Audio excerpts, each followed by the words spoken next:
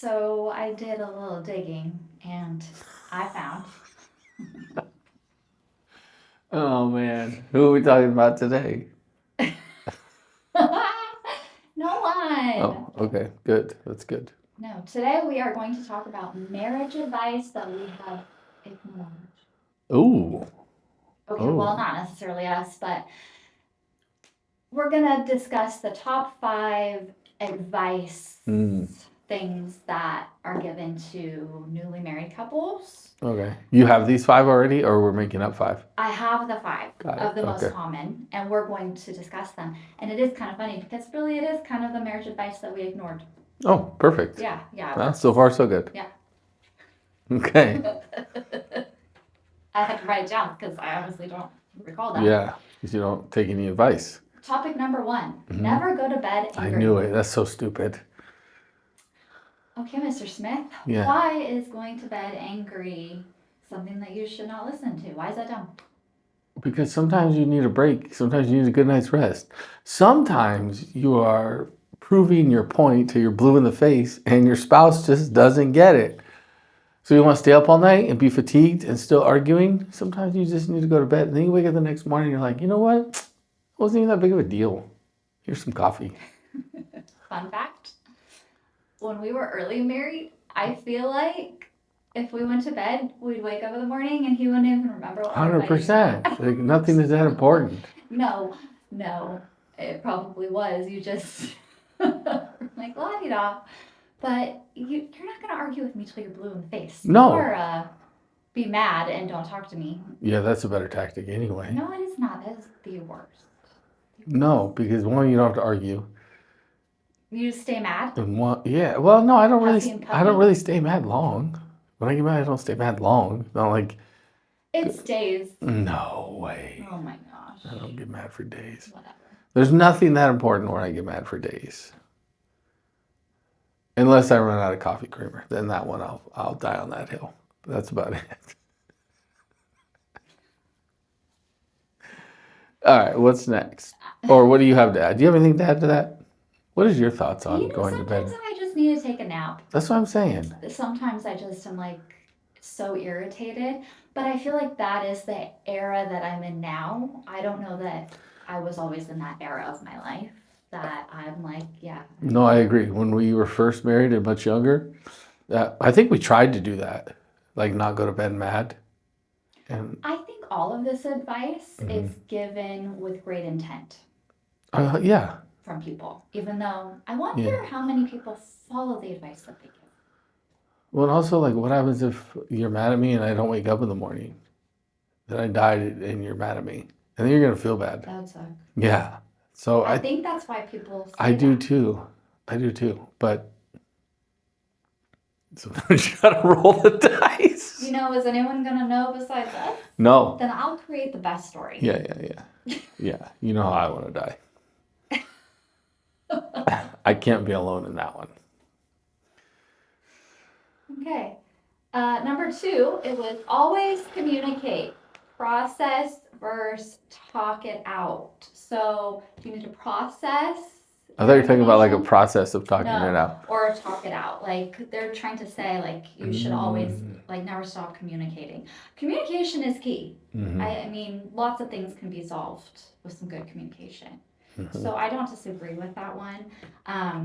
But that has taken years, and we still are not amazing at it. I'm pretty good at it. I'm probably top 5 worst communicators in the world. Oh, that's honest. Yeah. Yeah, no, I suck at it. But yeah, I think no, 100% I've gotten better. Yeah. I've gotten a lot better at it. But I think also, I think processing it is okay too. Like just being expected to sit down and just start talking about it. I think allowing time to process your feelings, what you want to say, how you want to say it is completely fair at the same time. Right? So it's you have to communicate for a healthy relationship with anybody. You have to have communication in there, but I also think processing your feelings is super important. Yeah, no, I nailed it.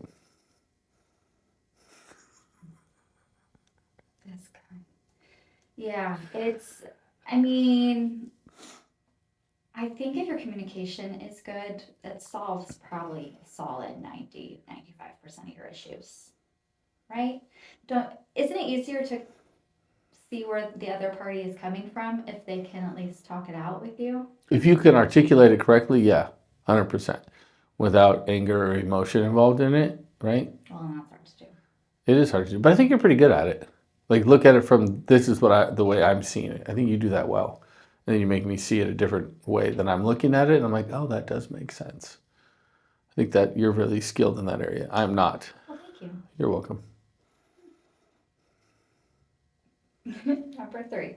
Never. It's like you were waiting for a but there. Like a but. No. I Oh. was like, am I supposed to say something that you do well right now? I didn't know it was supposed to be like a. No, we know that's rare. Oh, So. stop it. This one was weird, but never change for anyone. It's probably terrible to put on those little cards that they give you at weddings. Probably shouldn't put that. I don't know. Yeah. People do change all the time. They do. I mean, you shouldn't change for someone. Right. That's what I was going to say. Could you imagine if I was the same as I was when I was 19? Like, right. There's no chance we'd be married. Maybe we'd be married, but it wouldn't be a good marriage. It wouldn't be a healthy marriage. No.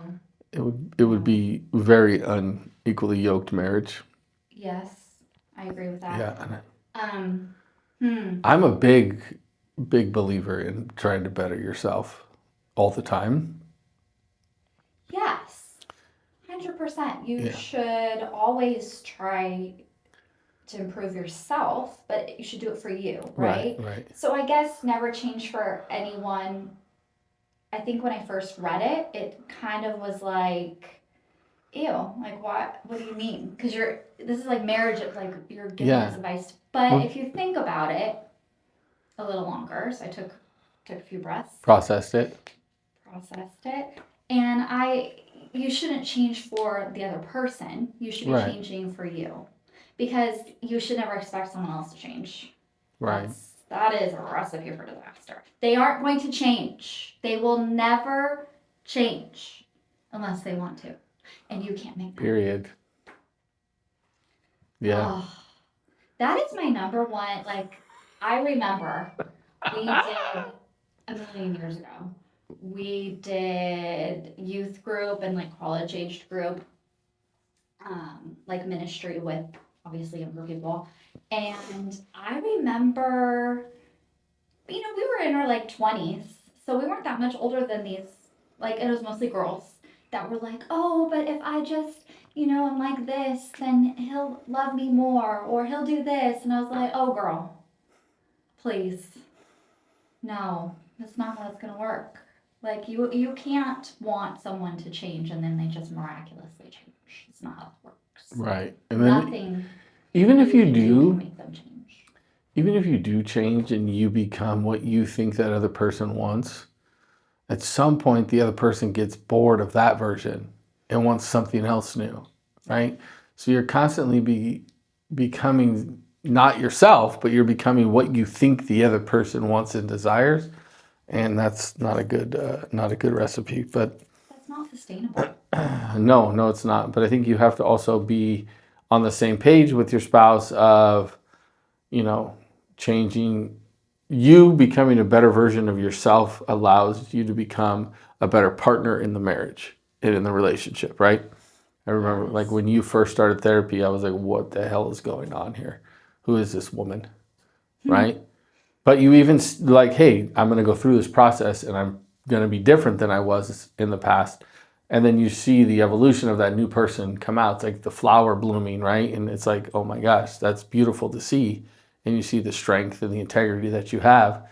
And you're like, all right, I can ride with that person. Now it's my turn to better myself so I can level up to be with that person, right? That's a fun follow-up question. Uh-oh. I don't feel like your questions are all that fun sometimes. What do you mean? I think it's a great time. Okay, I changed a lot with therapy. You still have chosen me if I was the person I evolved to become in therapy, but like younger. Like if I was that way younger, if I would have dealt with my stuff and processed my trauma and done all of the things.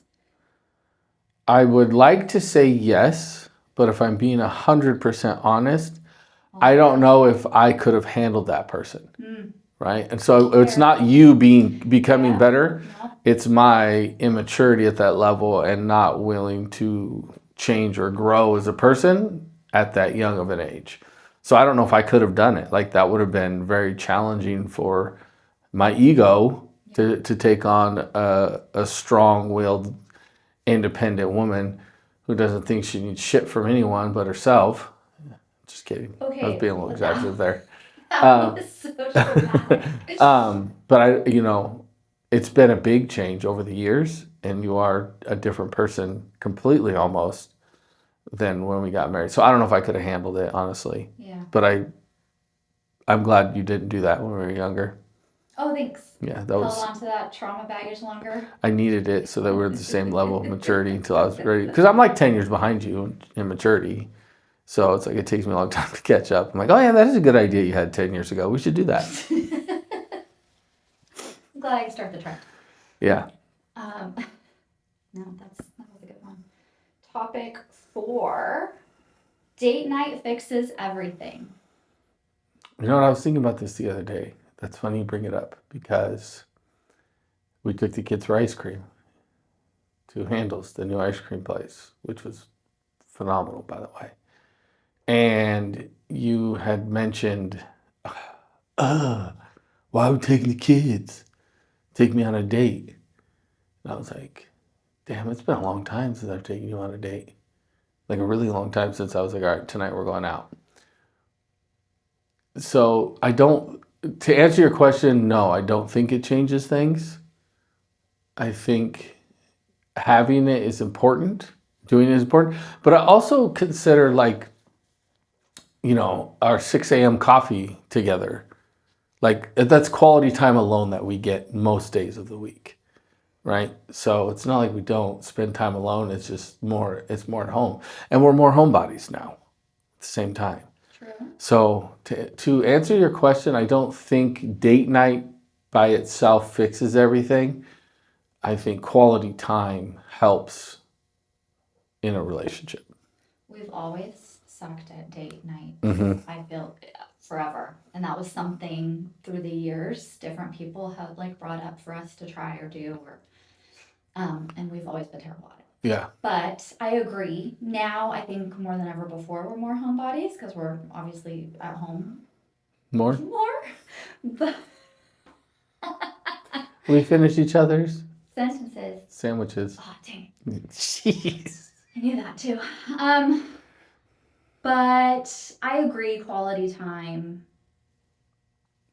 would outweigh like having to go on an actual date. Mm-hmm. You just would probably appreciate it more because I would get ready. I'm not really ready at 6 a.m. But whatevs. But backing it up to Handles, I said this to you because for 2 reasons. Mm-hmm. I knew our children were tired and irritable, and 2, I knew they wouldn't appreciate it, and they didn't. They actually were awful, and we should have left them at home. I thought you were going to say it Handles. Should have just left them at Handles. Figure it out. Either or.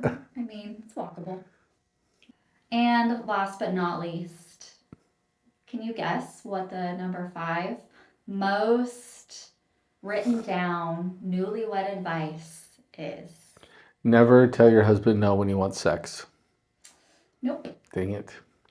Happy wife, happy life.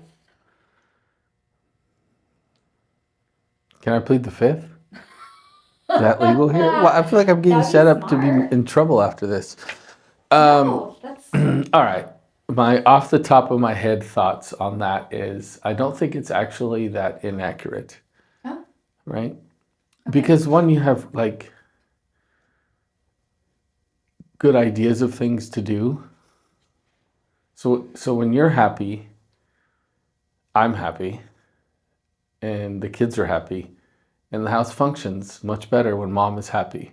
Like if you took dad away, angry dad, upset dad, not happy dad, and just removed him from the equation, it's a lot less tumultuous to the family Everyone else is happy. than if you Sorry. damn it, it's probably true. Just remove the Hi, father. Dad. No, just kidding. Yeah, angry dads shouldn't be allowed at home. No, but then if you take away, if mom's upset, it's way worse to the overall functionality of a home. In our home, in my opinion. So in a way, it's right. But do you live day to day scared? I don't think so. In fear for your life. Yeah, because I think as you get older. Wait, hold on. I'm going somewhere with this. Yeah, as you get older, you tend to realize like I actually do kind of know what I'm talking about. I think you know what you're Yeah, talking about. yeah. Like Well, you do get smarter as you get older. that's what I'm saying. So maybe in the beginning of marriage, it's a better idea, but I have to train you.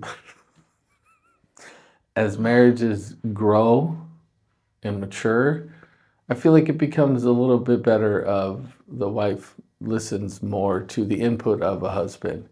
It's like, yeah, it's not a terrible idea. Like as before, it'd be like, not a chance, bro. I feel like my training, just kind of like a new puppy. Like it takes a lot of work, repetition, treats, and then finally, I wonder if other husbands are abused the way that I am. oh please, finally the puppy will sit patiently, and that's such a good idea that you decided to sit. Good job. And You see, just talked to so me like I was a dog. I was just explaining the similarities. Do you agree with that statement? I look at it like you should, okay, so not exactly that, but in reality, if your goal is to always make your spouse like do something to make them happy or smile or think about them first instead of yourself, which is hard because innately we're selfish beings, trying to think about the other person, it should make your life happier. So in that way, yes, but not So it should be more like specifically. happy spouse, happy life instead of happy wife. 'Cause it's not just I think it's just trying to put the other person first because in really, your opinion. yes, Right. That's not what that says though. that's true. Well, because So don't spin the question like you're a politician over there. well, yeah, I guess I mean, yes, if you want to just I knew it. feed me ice cream and leave me alone. Just kidding. It is summer. It's hot. It's a little hot in the podcast room is hot. Best marriage advice we've ever received. Put the toilet roll on correctly. You're terrible at that. Well, that's how I keep things alive. But that's that okay. Well, mine is you should expect to always fall in love with a different person. Oh, great. No, listen. Because they say you have to keep falling in love with like your spouse. Right. Constantly. Mm-hmm. But your spouse changes. I am not the same person. You are not the same person. Thank God. Right. But can you imagine if I was still falling in love with the 19-year-old you over and over again? That's a recipe for disaster. And that is a hot, toxic mess. Yeah. I have to choose to fall in love with you at every stage that you're at. And you're a different person. And the same for me. Like, that's a choice. And you are falling in love with the new mom me. You're falling in love with the parent of Pregnant 3 you? kids. The pregnant me. The Yeah. I don't even know why you were complaining. You liked having girlfriends. Whoa. I know. I felt like I had to clarify. Thank when you. I said that because I probably hormonally, body changes, from pregnancies to post pregnancies and all of the things. I mean, my yo-yo dieting, I have been all over the place. So my hair color's changed a million times. Yeah, that's what. I've loved every single one of them. Well, there you go. See, you've fallen in love with every single version of me, is what I mean. Mm-hmm. There's going to be a lot of comments on that one. Is there? Yeah.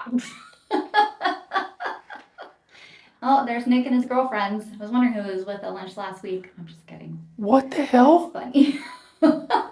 What is wrong with you? It's funny, it's a joke. I know you're not having lunch with anyone. You're with me. I mean, I got a coffee yesterday with my photographer because we were shooting content at Starbucks. I saw that, actually. Yeah. Why were you selling goats? Because it's spam callers, bro. That's what I tell them now. She just started recording me. They try to sell me something on the internet or say my website is broken or search engines can't find me, and I just spin it into, did you want to buy goats? Yeah, no, I have a special going on goats right now. If you want to buy some, let me know. And I just keep talking over them while they talk, and then eventually they hang up. And I started telling them I'm not in real estate, and they take my name off the list to call. One of the two. Little hack for you out there. You're going to waste my time. I figured I'll waste theirs too. What's the worst marriage advice you've ever received? The worst? I don't know.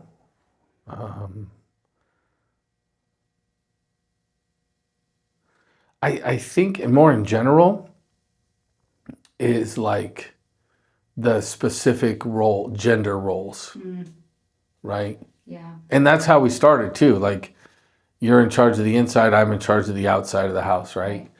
And then life laughs at you and is like, oh, okay, watch this. You can't cook anymore. Oh, you better figure it out, right? Or like being in charge of picking up, taking the kids to school, things like that, right?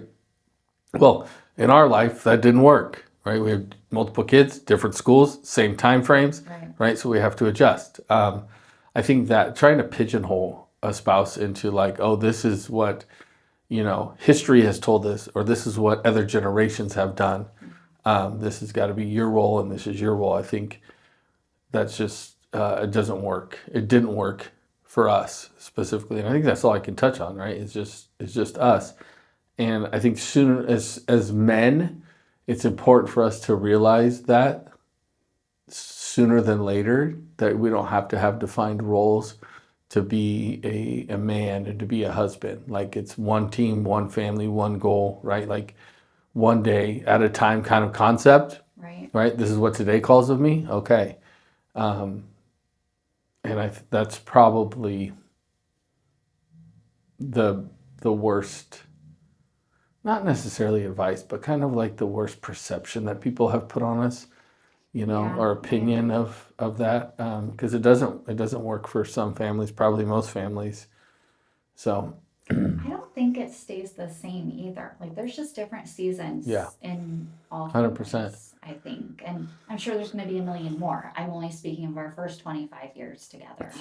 There's been multiple seasons of we have to figure this stuff out. And we're just in this one where you are doing probably more inside the house than you ever did before. 100%. But that doesn't mean the next season will be like that. Yeah, my grass is still green.